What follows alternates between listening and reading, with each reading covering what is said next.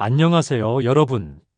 오늘은 60대를 준비하는 50대의 신앙이라는 주제로 인생의 마지막 단계를 아름답게 마무리하는 방법에 대하여 얘기해 보도록 하겠습니다. 50대 후반에 접어들면서 문득 이런 생각이 듭니다. 이제 정말 늙어가는구나. 앞으로 남은 시간이 얼마나 될까? 거울을 볼 때마다 늘어나는 주름과 휘어지는 머리카락이 세월의 흔적을 말해줍니다. 직장에서도 은퇴라는 단어가 더 이상 먼 미래의 일이 아닌 현실로 다가옵니다. 어떤 분들은 이런 현실을 부정하려고 합니다.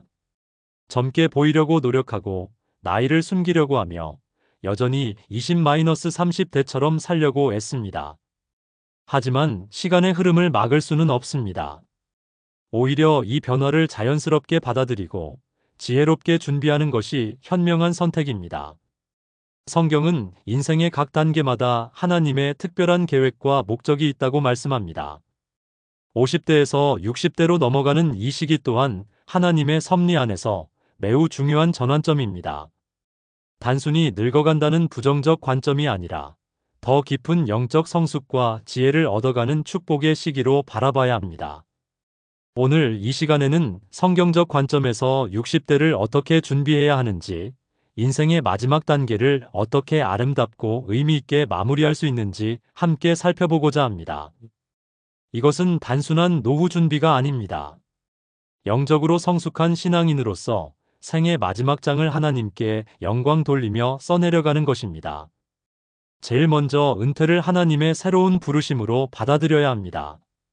많은 50대들이 은퇴를 두려워합니다. 이제 쓸모없는 사람이 되는 것 아닌가? 앞으로 무엇을 하며 살아야 할까? 하는 불안감이 앞섭니다. 하지만 성경적 관점에서 보면 은퇴는 끝이 아니라 새로운 시작입니다. 레위기 25장에 나오는 희년의 개념을 생각해 보십시오. 50년마다 찾아오는 희년은 모든 것을 원상회복시키는 해였습니다. 종들은 자유를 얻고 빚진 자들은 해방되며 땅은 원래 주인에게 돌아갔습니다. 마찬가지로 50대 후반에서 60대로 넘어가는 시기는 우리 인생의 희년과 같습니다. 그동안 사회적 책임과 의무에 매여 살아왔지만 이제는 그런 굴레에서 벗어나 진정으로 자신이 원하는 일, 하나님이 원하시는 일에 집중할 수 있는 시기가 되었습니다. 직장에서의 성과나 승진, 경쟁에서 자유로워져서 더 본질적인 것들에 집중할 수 있게 됩니다. 모세의 인생을 보십시오. 그는 40세에 이집트 왕자의 신분을 버리고 광야로 피했습니다. 40년간 광야에서 양을 치며 지냈습니다. 인간적으로 보면 실패한 인생 같았을 것입니다. 하지만 하나님은 그가 80세가 되었을 때 이스라엘을 구원할 위대한 사명을 맡기셨습니다. 80세에 새로운 사명을 받았다는 것이 놀랍지 않습니까? 우리나라 기준으로 보면 이미 은퇴한 지 오래된 나이입니다. 하지만 하나님의 계획에는 은퇴가 없습니다. 나이가 들어도 여전히 하나님이 사용하실 계획을 가지고 계십니다. 갈렙의 경우도 마찬가지입니다. 85세의 나이에도 내가 그날에 강건하던 것 같이 오늘도 강건하니 나의 힘이 그때나 이제나 같아서 싸움에나 출입에 감당할 수 있사오니 라고 고백했습니다. 85세에도 여전히 전쟁터에서 활약할 수 있다고 당당하게 선언했습니다.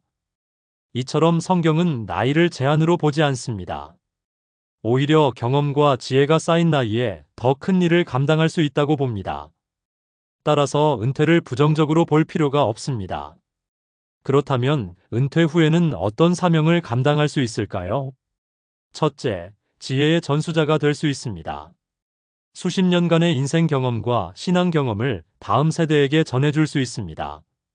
젊은이들이 같은 실수를 반복하지 않도록 조언해주고 인생의 중요한 갈림길에서 올바른 선택을 할 수 있도록 도울 수 있습니다. 둘째, 기도의 용사가 될 수 있습니다. 직장일에 매여 있을 때는 기도할 시간이 부족했지만 이제는 충분한 시간을 기도에 투자할 수 있습니다. 가족을 위해, 교회를 위해, 나라와 민족을 위해, 세계 복음화를 위해 기도하는 것은 은퇴자만이 할 수 있는 귀한 사역입니다. 셋째, 섬김의 전문가가 될 수 있습니다. 그동안 경제활동 때문에 제대로 섬기지 못했던 교회 사역이나 사회봉사에 전념할 수 있습니다. 시간적 여유와 경험을 바탕으로 더 체계적이고 효과적인 섬김을 실천할 수 있습니다. 넷째, 전도의 열매를 맺을 수 있습니다. 동년배들과의 만남이 많아지는 시기이므로 자연스럽게 복음을 전할 기회가 늘어납니다. 또한 인생에 무게감이 있는 나이이므로 말의 설득력도 더해집니다. 은퇴를 단순히 일을 그만두는 것으로 생각하지 마십시오. 하나님께서 새롭게 부르시는 사명의 시작으로 여기시기 바랍니다. 다음으로는 건강을 하나님께서 맡겨주신 청지기 직분으로 관리하여야 합니다. 50대 후반이 되면 건강에 대한 관심이 높아집니다. 이전까지는 무리해도 괜찮았는데 이제는 조금만 무리해도 쉽게 피곤해지고 회복이 더뎌집니다. 각종 성인병의 위험도 높아지고 주변에서 큰 병으로 고생하는 분들의 소식도 자주 듣게 됩니다. 이런 현실 앞에서 어떤 사람들은 지나치게 건강에 집착합니다. 온갖 건강식품을 찾아다니고 운동에만 매달리며 병원을 전전합니다. 물론 건강관리가 중요하지만 지나치면 건강이 우상이 될 수 있습니다. 반대로 어떤 사람들은 나이가 들면 아픈 것이 당연하다. 어차피 다 늙어 죽는 건데라며 건강관리를 포기해버립니다. 이것도 바른 자세가 아닙니다. 성경적인 건강관리는 우리의 몸을 하나님께서 맡겨주신 소중한 선물로 여기는 것입니다. 고린도전서 6장 19절에서 20절에 이렇게 말씀합니다.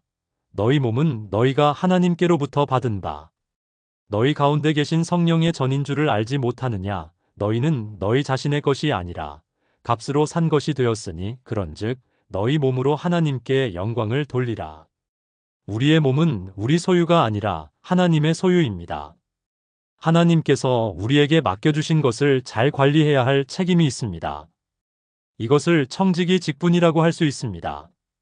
청지기는 주인의 재산을 맡아서 관리하는 사람입니다. 함부로 낭비해서도 안 되고 지나치게 아껴서 썩혀버려도 안 됩니다. 적절하게 사용하고 잘 관리해서 주인에게 돌려드려야 합니다. 우리의 몸도 마찬가지입니다. 건강을 함부로 해쳐서도 안 되고 지나치게 집착해서도 안 됩니다. 하나님의 영광을 위해 잘 관리하고 사용해야 합니다. 그렇다면 구체적으로 어떻게 건강을 관리해야 할까요? 첫째, 정기적인 건강검진을 받으십시오. 조기 발견이 가장 중요합니다. 50대 후반부터는 1년에 한 번씩은 종합건강검진을 받는 것이 좋습니다. 특히 가족력이 있는 질병에 대해서는 더욱 신경 써서 검사받으시기 바랍니다. 둘째, 규칙적인 운동을 하십시오. 격렬한 운동보다는 꾸준히 할 수 있는 운동이 좋습니다. 걷기, 수영, 요가, 태극권 등이 시니어에게 적합한 운동입니다. 일주일에 3회에서 4회, 한 번에 30분 정도면 충분합니다.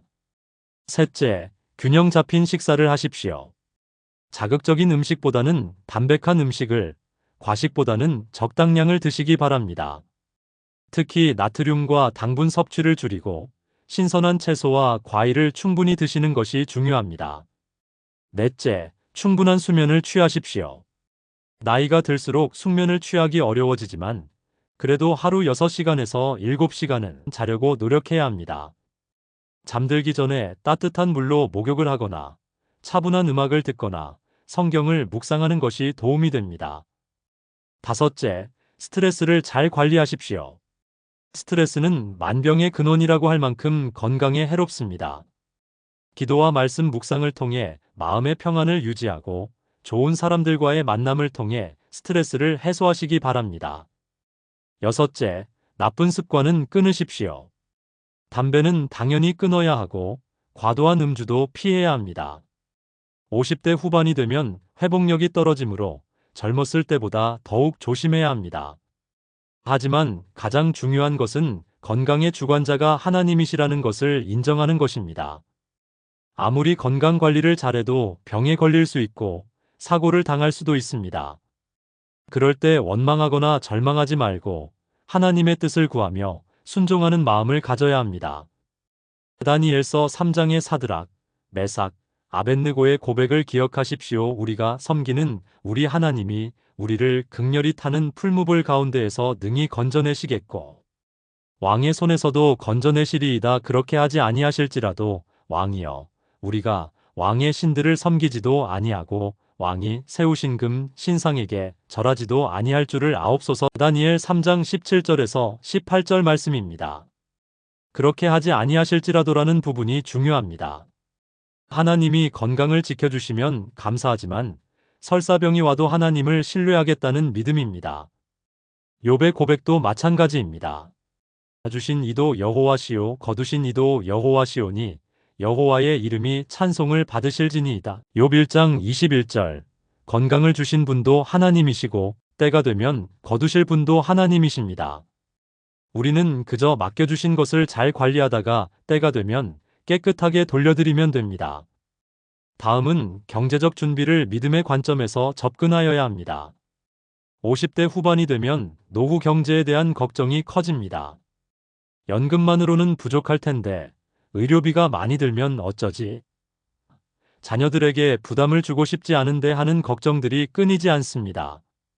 경제적 준비가 중요한 것은 사실입니다. 하지만 그 준비를 어떤 관점에서 접근하느냐가 더욱 중요합니다. 세상적 관점에서는 더 많이 모으자, 안전하게 투자하자, 자녀들에게 짐이 되지 말자에 초점을 맞춥니다. 물론 이런 것들도 필요하지만 그것이 전부는 아닙니다. 성경적 관점에서는 하나님이 우리의 참된 공급자라는 믿음이 우선입니다. 마태복음 6장 26절에서 예수님은 이렇게 말씀하셨습니다. 공중의 새를 보라, 심지도 않고 거두지도 않고 창고에 모아들이지도 아니하되 너희 하늘 아버지께서 기르시나니 너희는 이것들보다 귀하지 아니하냐. 작은 새들도 하나님이 먹이시는데 하나님의 자녀인 우리를 돌보지 않으시겠습니까? 이것은 게으르게 살라는 뜻이 아닙니다. 최선을 다해 준비하되 궁극적으로는 하나님을 신뢰하라는 뜻입니다. 또한 성경적 경제관은 저축보다 나눔에 더 큰 가치를 둡니다. 누가복음 12장에 나오는 부자의 비유를 보십시오. 그는 곡식이 많이 나서 더 큰 창고를 지어 저장해 두려고 했습니다. 영혼아 여러 해 쓸 물건을 많이 쌓아두었으니 평안히 쉬고 먹고 마시고 즐거워하자고 생각했습니다. 하지만 하나님은 그를 어리석은 자라고 하셨습니다. 왜일까요? 자신만을 위해 저축했기 때문입니다. 하나님 앞에서 부유하지 못했기 때문입니다. 진정한 경제적 준비는 저축뿐만 아니라 나눔도 함께 고려해야 합니다. 더 나아가 하나님의 나라를 위한 투자도 포함되어야 합니다. 그렇다면 구체적으로 어떻게 경제적 준비를 해야 할까요? 첫째, 현실적인 노후 계획을 세우십시오. 국민연금, 퇴직금, 개인연금 등을 종합적으로 계산해서 월 생활비가 얼마나 나올지 파악해 보십시오. 부족한 부분은 어떻게 메울 것인지 계획을 세워야 합니다. 둘째, 건강한 투자를 하십시오. 너무 안전하기만 한 투자는 인플레이션을 못 따라갑니다. 그렇다고 위험한 투자를 하면 원금을 잃을 수 있습니다. 나이와 상황에 맞는 적절한 포트폴리오를 구성하는 것이 중요합니다. 셋째, 생활 패턴을 단순화하십시오. 은퇴 후에는 수입이 줄어들 것을 대비해서 미리 생활 패턴을 조정해야 합니다. 꼭 필요하지 않은 지출은 줄이고 검소한 생활에 익숙해져야 합니다. 넷째, 부채를 정리하십시오. 은퇴 전에 가능한 한 모든 부채를 정리하는 것이 좋습니다. 특히 주택담보대출이나 카드빚 같은 것들은 미리미리 갚아두어야 합니다. 다섯째, 자녀 교육비를 적절히 조절하십시오. 자녀 교육도 중요하지만 자신의 노후를 희생하면서까지 할 필요는 없습니다. 자녀들도 성인이 되면 스스로 책임져야 할 부분이 있습니다. 하지만 무엇보다 중요한 것은 하나님에 대한 신뢰입니다. 열왕기상 17장의 사르밧 과부를 보십시오. 그녀는 마지막 밀가루와 기름으로 떡을 만들어 먹고 죽으려고 했습니다. 하지만 선지자 엘리야의 요청에 따라 먼저 그에게 떡을 만들어 주었습니다. 그 결과 가루통의 가루가 떨어지지 않고 기름병의 기름이 마르지 않는 기적을 경험했습니다. 먼저 그의 나라와 그의 의를 구하라 그리하면 이 모든 것을 너희에게 더하시리라. 마태복음 6장 33절 약속을 믿으십시오.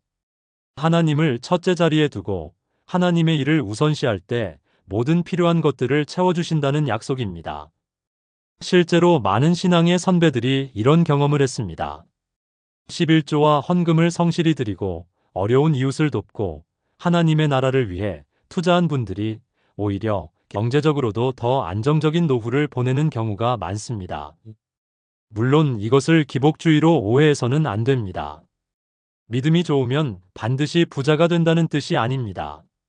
하지만 하나님을 신뢰하고 그분의 뜻대로 살려고 노력하는 사람들을 하나님은 절대 버리지 않으신다는 것은 분명한 진리입니다. 그 다음은 가족 관계를 신앙의 유산으로 정리하는 겁니다. 50대 후반이 되면 가족 관계에도 큰 변화가 생깁니다. 자녀들은 대부분 독립을 했거나 준비하고 있고 부모님은 더욱 연로해지셔서 돌봄이 필요한 상황이 됩니다. 배우자와는 은퇴 후 함께 보낼 시간이 많아질 것을 준비해야 합니다. 이 시기에 가장 중요한 것은 가족 관계를 신앙의 유산으로 정리하는 것입니다. 단순히 재산을 물려주는 것이 아니라 신앙과 가치관, 사랑과 지혜를 전수하는 것입니다. 먼저 배우자와의 관계를 살펴보겠습니다. 30여 년을 함께 살아온 배우자와의 관계가 어떤 상태입니까? 서로에 대한 이해와 사랑이 깊어졌습니까? 아니면 익숙함에 젖어 서로를 당연하게 여기고 있습니까? 은퇴 후에는 부부가 함께 보내는 시간이 급격히 늘어납니다. 그동안 각자 바쁘게 살아오느라 제대로 대화하지 못했던 것들을 나누어야 할 시간이 많아집니다. 이것을 축복으로 여길 수 있도록 지금부터 준비해야 합니다. 에베소서 5장 25절에서 남편들에게 아내를 사랑하기를 그리스도께서 교회를 사랑하시고 그 교회를 위하여 자신을 주심같이 하라고 말씀합니다. 또한 31절에서는 이러므로 사람이 부모를 떠나 그의 아내와 합하여 그 둘이 한 몸을 이룰지니라고 하십니다. 결혼은 하나님이 세우신 제도입니다. 두 사람이 한 몸을 이루는 신비로운 연합입니다. 나이가 들수록 이 연합이 더욱 깊어져야 합니다. 서로의 부족한 부분을 채워주고 서로를 격려하며 함께 하나님께 영광 돌리는 부부가 되어야 합니다. 구체적으로는 다음과 같은 노력이 필요합니다. 부부가 함께 할 수 있는 취미나 관심사를 개발해 보십시오.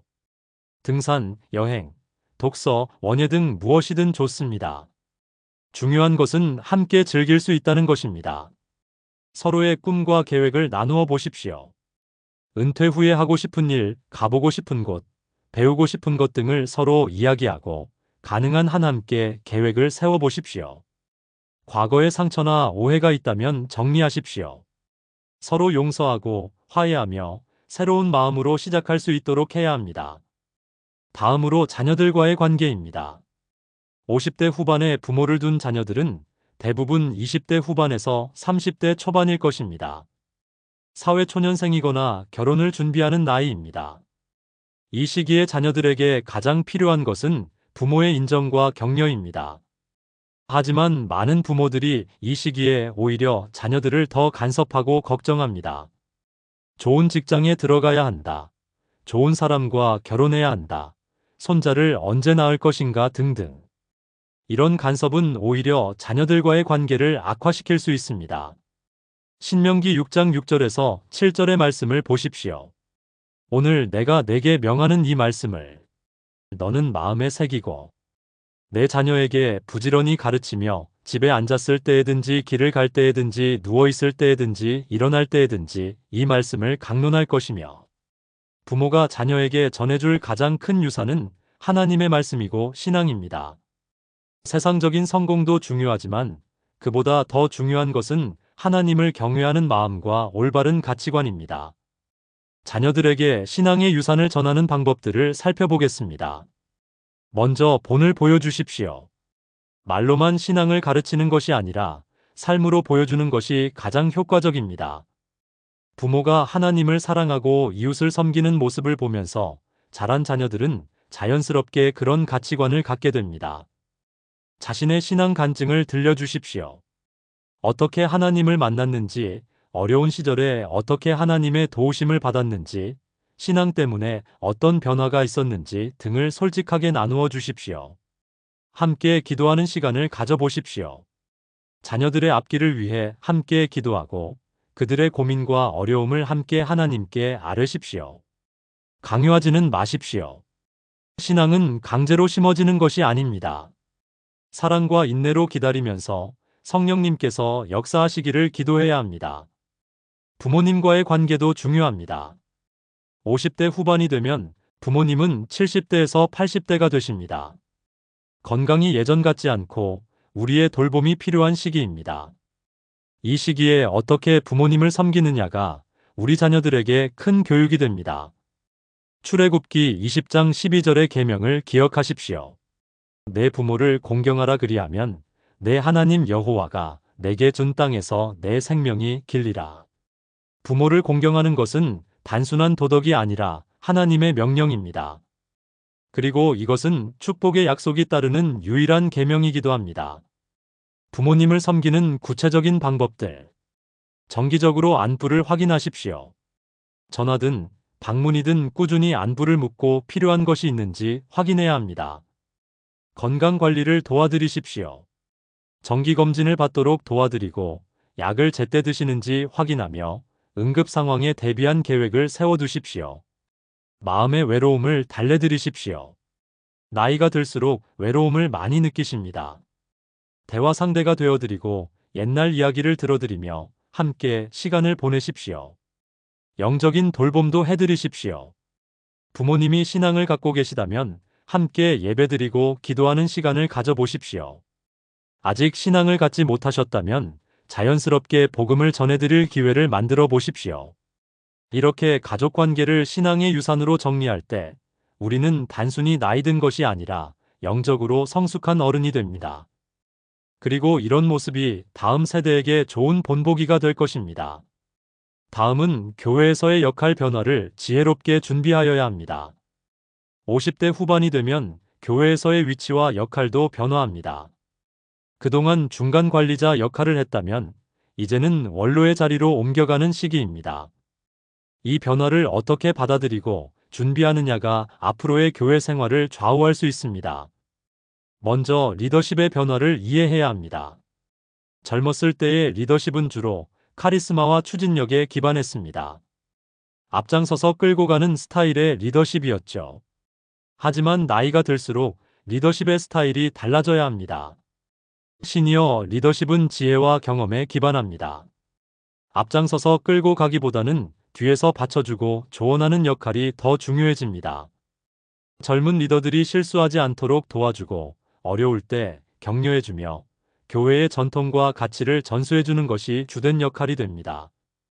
이런 변화를 받아들이기 어려워하는 분들이 있습니다. 내가 이 교회를 이만큼 키웠는데 경험도 없는 젊은 사람들이 뭘 안다고 하면서 기성 리더십을 고집하려고 합니다. 하지만 이런 자세는 교회에 도움이 되지 않습니다. 모세의 경우를 보십시오. 그는 120세까지 이스라엘의 지도자 역할을 감당했지만 때가 되자 기꺼이 여호수아에게 리더십을 넘겨주었습니다. 신명기 31장 7절에서 8절에 모세는 여호수아에게 이렇게 말합니다. 너는 마음을 강하게 하고 담대히 하라. 네가 이 백성과 함께 여호와께서 그들의 조상들에게 주리라고 맹세하신 땅에 들어가서 그것을 그들에게 기업으로 나누어 주리라. 여호와께서 내 앞에서 행하시며 너와 함께 하시고 너를 떠나지 아니하시며 버리지 아니하시리니 너는 두려워하지 말라 놀라지 말라. 모세는 자신의 후계자를 격려하고 축복했습니다. 시기하거나 방해하지 않았습니다.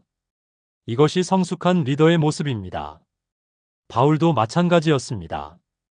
그는 디모데, 디도, 실라 등 많은 후계자들을 양성했고 그들에게 사역을 맡겼습니다. 디모데후서 2장 2절에서 이렇게 말합니다. 또 내가 많은 증인 앞에서 내게 들은 바를 충성된 사람들에게 부탁하라. 그들이 또 다른 사람들을 가르칠 수 있으리라. 이것이 바로 영적 계승의 원리입니다. 자신이 받은 것을 다음 세대에게 전수하고 그들이 또 다른 사람들을 가르칠 수 있도록 하는 것입니다. 50대 후반의 교회 지도자들이 감당해야 할 구체적인 역할들을 살펴보겠습니다. 첫째, 멘토 역할을 해야 합니다. 젊은 리더들의 영적 아버지, 어머니가 되어 그들을 가르치고 격려해야 합니다. 실무적인 기술보다는 영성과 인격, 사명감을 전수하는 것이 더 중요합니다. 둘째, 중보기도자 역할을 해야 합니다.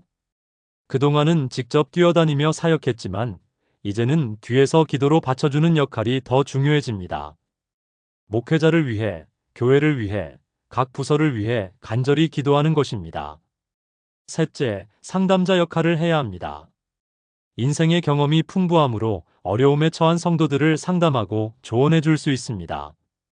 특히 같은 또래의 고민들을 잘 이해할 수 있으므로 효과적인 상담이 가능합니다. 넷째, 전통의 수호자 역할을 해야 합니다.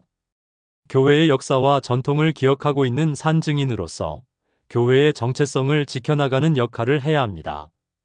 물론 무조건적인 보수주의는 아닙니다.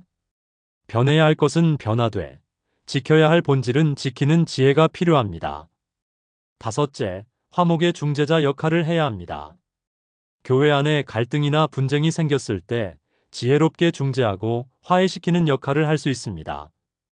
어느 한쪽에 치우치지 않고 공정하게 판단할 수 있는 신뢰받는 어른이 되어야 합니다.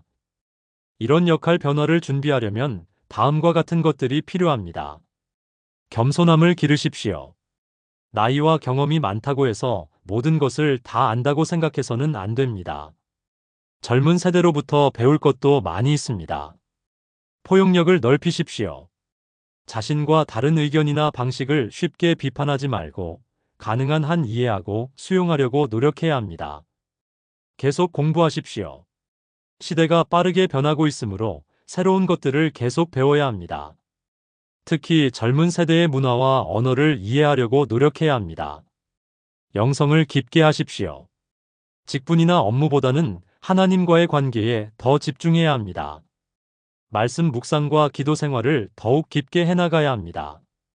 다음은 죽음을 하나님께로 가는 여행으로 준비해야 합니다. 50대 후반이 되면 자연스럽게 죽음에 대한 생각이 많아집니다. 주변에서 동년배들의 부고 소식을 접하게 되고 자신의 건강도 예전 같지 않다는 것을 느끼게 됩니다. 어떤 사람들은 이런 생각을 피하려고 하지만 성숙한 신앙인이라면 죽음에 대해서도 성경적으로 준비해야 합니다. 세상 사람들은 죽음을 두려워합니다. 끝이라고 생각하기 때문입니다. 하지만 그리스도인에게 죽음은 끝이 아닙니다. 새로운 시작입니다. 이 땅에서의 여행을 마치고 하나님께로 가는 것입니다. 요한복음 14장 2절과 3절에서 예수님은 이렇게 말씀하셨습니다. 내 아버지 집에 거할 곳이 많도다. 그렇지 않으면 너희에게 일렀으리라. 내가 너희를 위하여 처소를 예비하러 가노라. 가서 너희를 위하여 처소를 예비하면 내가 다시 와서 너희를 내게로 영접하여 나 있는 곳에 너희도 있게 하리라. 예수님께서 우리를 위해 천국의 처소를 예비해 두셨습니다. 그곳에서 예수님과 영원히 함께할 수 있습니다. 더 이상 아픔도 슬픔도 없는 곳입니다. 사랑하는 사람들과 영원히 함께할 수 있는 곳입니다. 바울은 빌립보서 1장 21절부터 23절에서 이렇게 고백했습니다. 이는 내게 사는 것이 그리스도니 죽는 것도 유익함이라. 그러나 만일 육신으로 사는 이것이 내 일에 열매일진데 무엇을 택할는지 나는 알지 못하노라. 내가 그 두 사이에 끼었으니 떠나서 그리스도와 함께 있을 욕심을 가진 것은 훨씬 더 좋은 일이라. 바울에게 죽음은 훨씬 더 좋은 일이었습니다. 그리스도와 함께 있을 수 있기 때문입니다. 이런 확신이 있을 때 죽음을 두려워하지 않을 수 있습니다. 그렇다면 어떻게 죽음을 준비해야 할까요? 첫째, 구원의 확신을 가져야 합니다. 예수 그리스도를 구주로 영접하고 그분의 십자가 보혈로 죄 사함을 받았다는 확신이 있어야 합니다. 로마서 10장 9절의 말씀을 확신하십시오.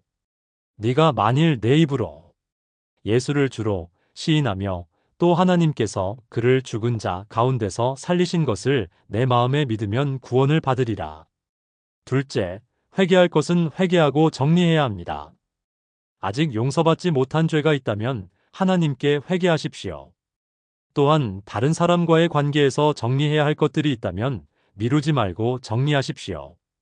셋째, 감사의 고백을 준비하십시오. 하나님께서 지금까지 베풀어 주신 은혜들을 되돌아보고 감사를 표현할 준비를 하십시오.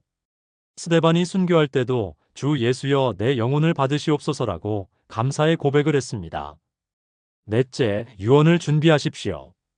법적인 유언뿐만 아니라 영적인 유언도 준비해야 합니다. 자녀들에게, 후배들에게 남기고 싶은 신앙의 유산이 무엇인지 정리해 두십시오. 다섯째, 장례식을 미리 계획해 보십시오. 어떤 사람들은 이런 말을 하면 재수 없다고 합니다. 하지만 지혜로운 사람은 미리 준비합니다.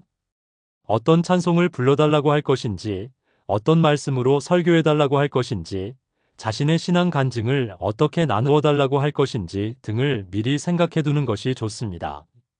무엇보다 중요한 것은 죽음을 두려워하지 않는 것입니다. 시편 23편 4절의 말씀을 기억하십시오.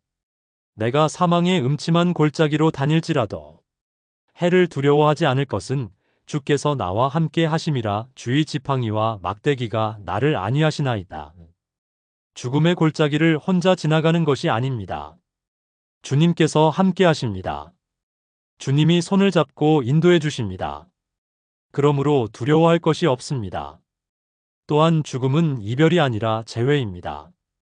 데살로니가전서 4장 16절과 17절에서 이렇게 약속하셨습니다. 주께서 호령과 천사장의 소리와 하나님의 나팔 소리로 친히 하늘로부터 강림하시리니 그리스도 안에서 죽은 자들이 먼저 일어나고 그 후에 우리 살아남은 자들도 그들과 함께 구름 속으로 끌어올려 공중에서 주를 영접하게 하시리니 그리하여 우리가 항상 주와 함께 있으리라. 예수님이 재림하실 때 모든 성도들이 함께 부활하여 주님을 만나게 될 것입니다. 그때까지는 잠시 헤어져 있을 뿐입니다. 언젠가는 다시 만나게 될 것입니다. 이런 소망이 있을 때 죽음을 평안하게 맞이할 수 있습니다. 그리고 이런 확신이 있는 사람은 남은 인생도 더욱 의미 있게 살 수 있습니다. 마지막으로 영적 유산을 남기는 삶을 살아야 합니다. 인생의 마지막 단계를 준비하면서 가장 중요한 것 중 하나는 무엇을 후세에 남길 것인가 하는 문제입니다. 많은 사람들이 재산을 남기는 것에만 관심을 갖지만 진정으로 중요한 것은 영적 유산입니다. 디모데후서 4장 7절과 8절에서 바울은 이렇게 고백했습니다. 나는 선한 싸움을 싸우고 나의 달려갈 길을 마치고 믿음을 지켰으니 이제 후로는 나를 위하여 의의 면류관이 예비되었으므로 주 곧 의로우신 재판장이 그날에 내게 주실 것이며 내게만 아니라 주의 나타나심을 사모하는 모든 자에게도니라. 바울은 자신의 인생을 선한 싸움, 달려갈 길, 지킨 믿음으로 요약했습니다. 그리고 그 결과로 의의 면류관을 받을 것이라는 확신을 가졌습니다. 이것이 진정한 성공적인 인생의 모습입니다. 영적 유산이란 구체적으로 무엇을 의미할까요? 첫째는 신앙의 간증입니다. 여러분이 하나님을 어떻게 만났는지, 어떤 은혜를 받았는지, 어떻게 변화되었는지 하는 간증들이 후세에게는 큰 영적 자산이 됩니다. 이런 간증들을 글로 남기거나 영상으로 기록해두는 것이 좋습니다. 한 할아버지가 손자들을 위해 자신의 신앙 간증을 책으로 만들어 남겼습니다. 그 책에는 일제강점기와 한국전쟁, 산업화 시대를 거치면서 어떻게 하나님의 도우심으로 살아왔는지가 생생하게 기록되어 있었습니다. 손자들은 그 책을 읽으면서 할아버지의 믿음을 이해하게 되었고 자신들도 그런 믿음을 갖고 싶다는 마음을 갖게 되었다고 합니다. 둘째는 기도의 유산입니다. 후손들을 위해 드린 기도들, 그들의 미래를 위해 하나님께 간구한 내용들이 영적 유산이 됩니다. 한나가 사무엘을 위해 드린 기도, 야곱이 요셉의 아들들을 위해 한 축복 기도 등이 그 예입니다. 어떤 할머니는 매일 새벽마다 자녀들과 손자 손녀들의 이름을 하나씩 부르면서 기도했습니다. 그 기도 제목들을 노트에 기록해 두었는데 나중에 가족들이 그 노트를 발견하고 깊은 감동을 받았다고 합니다. 자신들을 위해 그렇게 간절히 기도해 주신 할머니의 사랑을 깨달았기 때문입니다. 셋째는 사랑의 유산입니다. 무조건적인 사랑, 희생적인 사랑, 용서하는 사랑을 보여준 것들이 후세에게는 큰 감화를 줍니다. 특히 어려운 상황에서도 사랑을 잃지 않았던 모습들은 오랫동안 기억됩니다. 한 아버지가 있었는데 아들이 방탕한 생활을 하면서 집안을 어지럽혔습니다. 다른 가족들은 모두 그 아들을 포기하라고 했지만 그 아버지는 끝까지 사랑으로 기다렸습니다. 결국 그 아들이 회개하고 돌아왔을 때 아버지는 기뻐하며 맞아주었습니다. 그 모습을 본 다른 자녀들은 아버지의 사랑이 얼마나 큰지 깨달았고 자신들도 그런 사랑을 실천하려고 노력하게 되었습니다. 넷째는 섬김의 유산입니다. 다른 사람을 위해 헌신하고 봉사한 모습들이 후세에게는 큰 교육이 됩니다. 특히 어려운 이웃들을 돕고 교회를 위해 수고하며 사회를 위해 기여한 모습들은 오래도록 기억됩니다. 어떤 권사님은 평생 교회 청소를 도맡아 했습니다. 새벽마다 나와서 예배당을 깨끗하게 정리하고 화단을 가꾸며 성도들이 편안하게 예배드릴 수 있도록 섬겼습니다.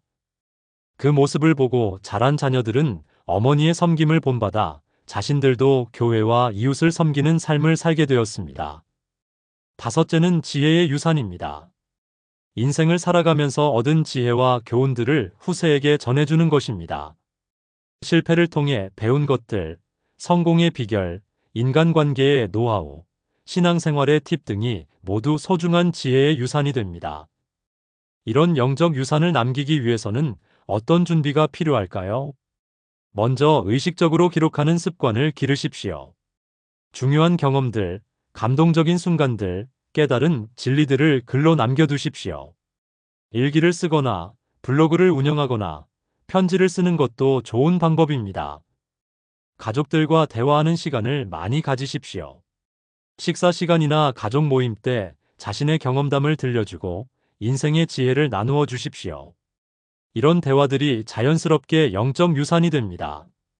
선한 영향력을 끼치려고 노력하십시오. 후세들이 여러분을 생각할 때 좋은 기억으로 남을 수 있도록 항상 선한 모습을 보여주려고 노력해야 합니다. 무엇보다 일관성 있는 삶을 사십시오.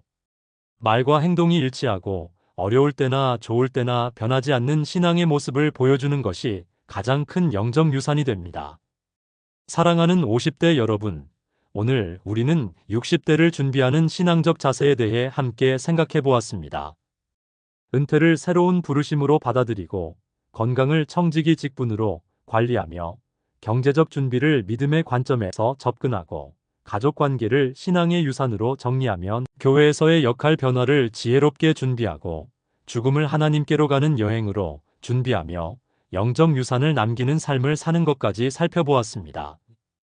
이 모든 준비는 단순히 노후를 대비하는 것이 아닙니다. 하나님께서 우리에게 주신 생명의 마지막 장을 아름답고 의미 있게 써내려가는 것입니다.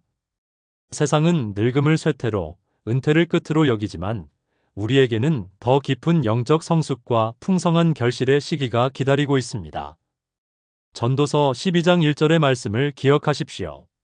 너는 청년의 때에 너의 창조주를 기억하라. 곧 곤고한 날이 이르기 전에 나는 아무 낙이 없다고 할 해들이 가깝기 전에.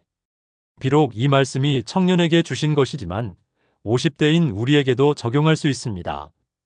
아직 건강하고 정신이 맑을 때 하나님을 더욱 깊이 알아가고 그분의 뜻대로 살려고 노력해야 한다는 뜻입니다.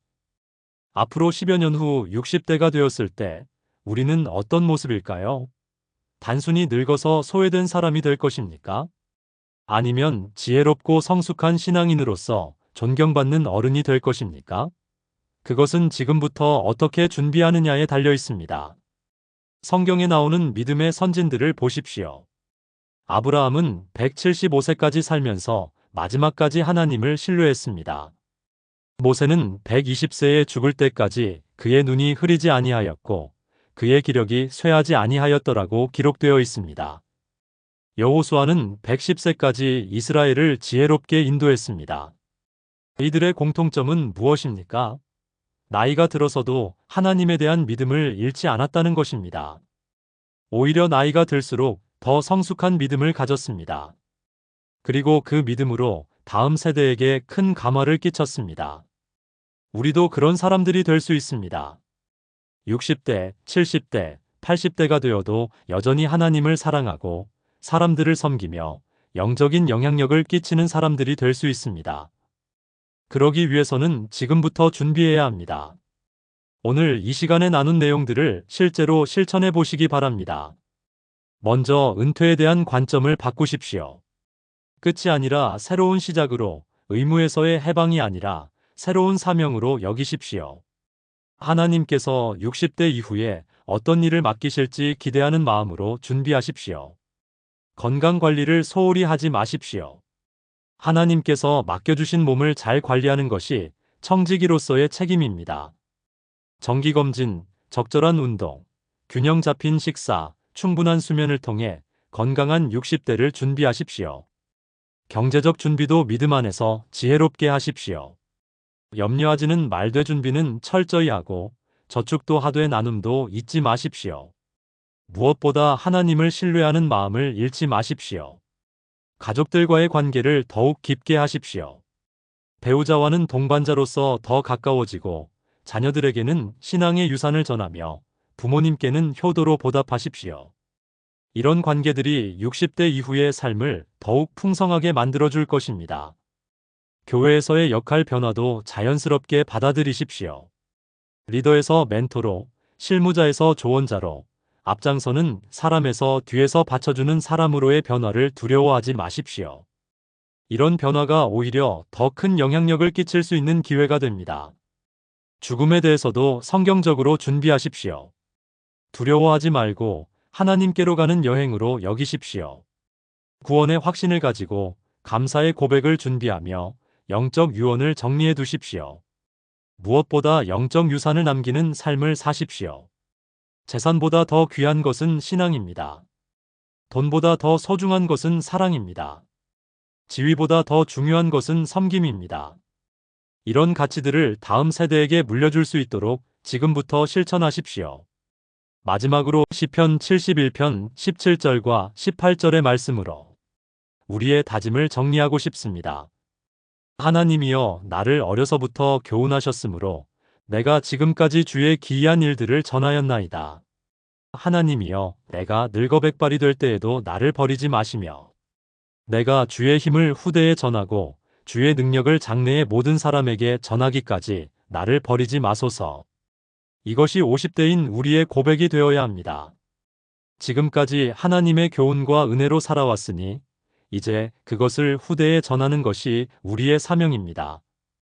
백발이 될 때까지, 마지막 숨을 거둘 때까지 하나님의 능력과 사랑을 증거하는 삶을 살겠다는 다짐입니다. 60대를 준비하는 것은 단순히 나이 드는 것에 대비하는 것이 아닙니다. 인생의 완성을 향해 나아가는 것입니다.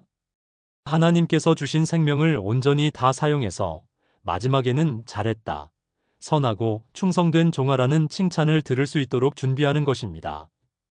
지금 50대인 우리에게는 아직 시간이 있습니다. 건강도 있고 경험도 있고 지혜도 있습니다. 이 모든 것을 하나님께 영광 돌리고 이웃에게 유익을 주는 데 사용한다면 우리의 60대는 인생에서 가장 의미 있고 아름다운 시기가 될 것입니다. 여러분의 60대가 축복의 시기가 되기를, 영적으로 가장 성숙한 시기가 되기를, 하나님께 가장 영광 돌리는 시기가 되기를 간절히 기도합니다. 하나님의 은혜와 평강이 60대를 준비하는 모든 분들과 함께 하시기를 축원합니다. 아멘.